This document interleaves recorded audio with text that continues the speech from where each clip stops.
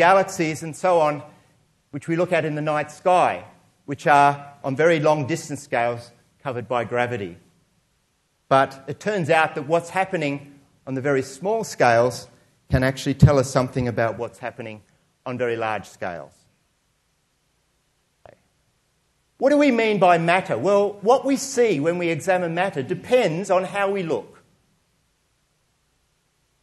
Particularly, it depends on how closely we look, what sort of a microscope we have.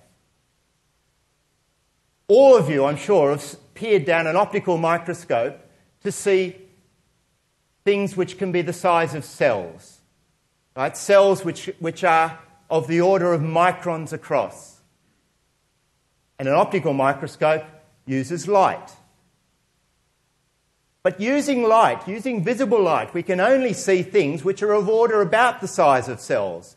If we want to look in the nuclei of cells and see, for example, the strands of DNA, we need a different tool. We need a different type of microscope, for example, an electron microscope, which fires electrons into the cell, and we look at how those electrons scatter off of what's inside.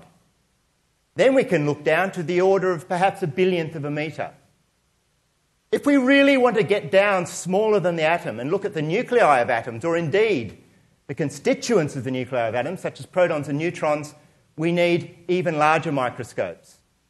Those larger microscopes, which we call particle accelerators, have taken us further down this journey. First of all, looking at atoms, looking at the nuclei of atoms, looking at the protons and neutrons inside the nuclei of atoms. Finally, at this point in time, looking at the quarks, which make up the protons and neutrons. And we are examining, with these high-energy particle accelerators, we're examining matter down to the sort of scale of something like a billionth of a metre in size. As far as we can tell, the objects that we see there, the quarks, must at least be smaller than that. Now, how is it that in order to look at something very, very small, like a quark inside a proton, we have to build an enormous accelerator? Okay, it seems rather perverse. You wouldn't have a talk on physics without Albert Einstein coming into it somewhere. And everybody will recognise his famous formula, E equals mc squared. Somehow mass and energy are equivalent.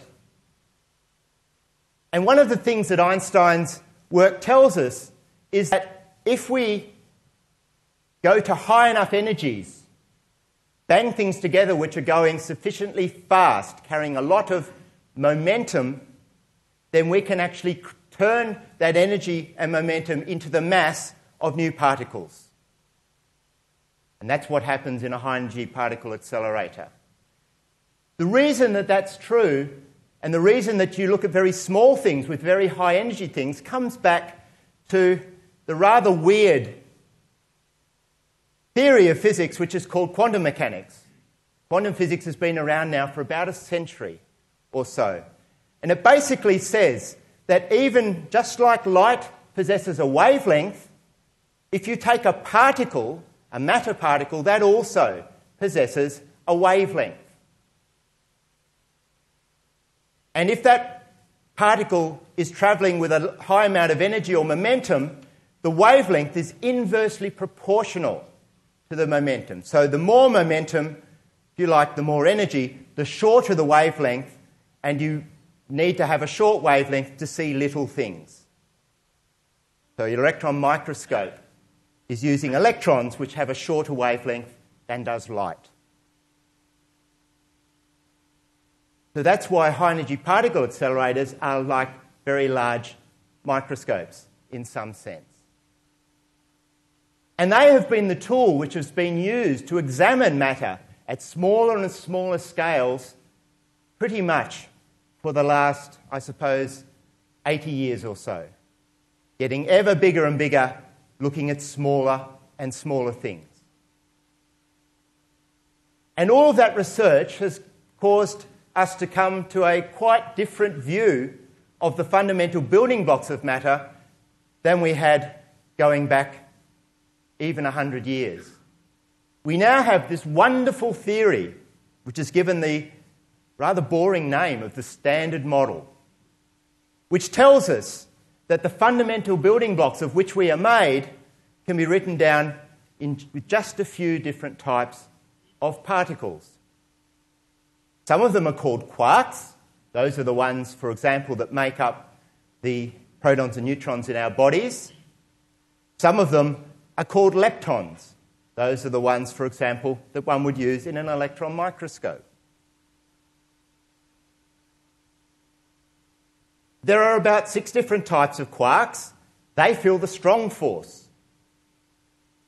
There are about 6 different types of leptons. They don't feel the strong force. What carries the forces between these fundamental particles of matter? We believe there are just a small number of force-carrying particles, of which you'll have heard of the photon, like the particle of light. The thing that holds the protons and neutrons together is called the gluon. The things responsible for radioactive decay are called W and Z bosons. There's already a mystery that physics would like to understand, and which indeed our gentleman this evening helped in some way to understand. The photon is a particle of zero mass, as is the gluon, but these guys are much, much heavier than a proton. So we need to have a theory of nature that explains why that is. The answer to that question has led us to believe that there is another particle in nature, which you may have heard of in the press. It's called the Higgs boson. And the largest accelerator of all, which will work soon, is setting out to try to prove that that particle exists. We'll come back to the Higgs boson towards the end of the talk. But this is a rather simple picture. There's only a handful of particles, and we believe that that describes everything that we currently observe in nature. But here's another mystery. To make us, and to make everything that we see around us, we only actually really need 3 of those particles, plus the forces which would cause them to interact with each other. We can make protons and neutrons in the nuclei just by using the up and the down quark in the first family of those quark particles. And if we throw in the gluon, we have a picture of what a proton looks like. Some up and down quarks held together by gluons. All something that's about 1,000 trillionth of a metre across. Then we can throw in some electrons, somehow orbiting around at a much greater distance, like a billionth of a metre or something like that, orbiting around the protons and neutrons in the nucleus to form an atom.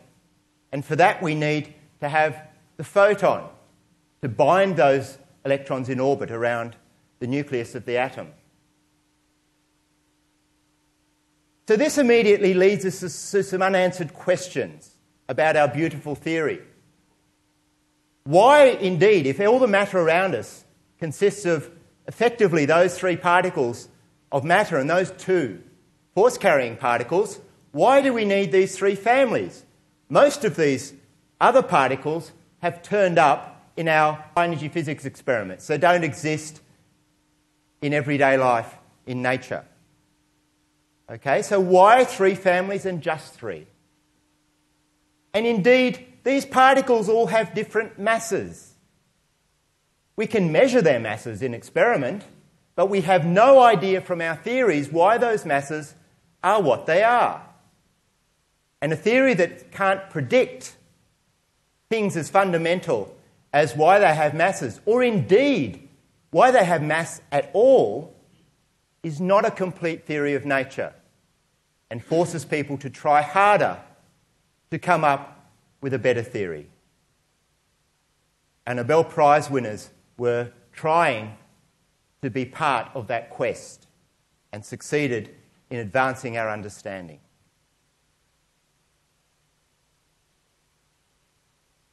These two gentlemen, Kobayashi and Maskawa, did theoretical work which helped us understand why there need to be at least 3 families of those different types of fundamental building blocks. Nambu helped us along the road to understanding why those particles have the masses they do, or at least why they have mass at all. So that's going to be the contribution that I'm going to attempt to explain to you how they helped us to get more of an understanding of these very fundamental questions. I said I just had a handful of particles there, but actually nature isn't quite that simple. Talk would not have the title that it does if nature was quite that simple. If we go back